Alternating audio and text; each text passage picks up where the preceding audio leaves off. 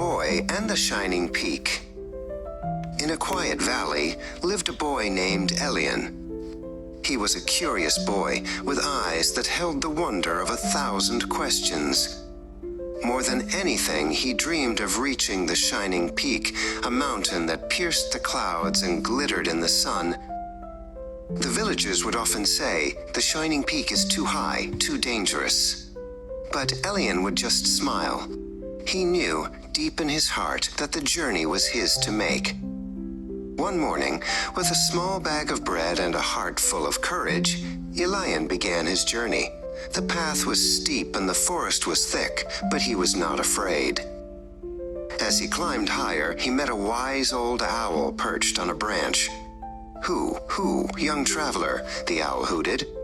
"The path ahead is tricky. Remember to trust your heart." Elian thanked the owl and continued on his way.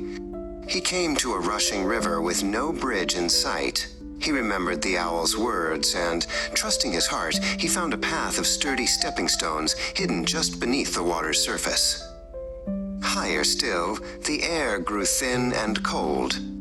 The wind whispered secrets of the mountain, and Elian listened. He learned where to find shelter from the strongest gusts, and where the snow was firm enough to walk on. Finally, after many days, Elian reached the top. The world stretched out below him like a beautiful map. But the most amazing sight was the peak itself. It wasn't made of rock or snow, but of a giant, shimmering crystal that sang a soft, beautiful song.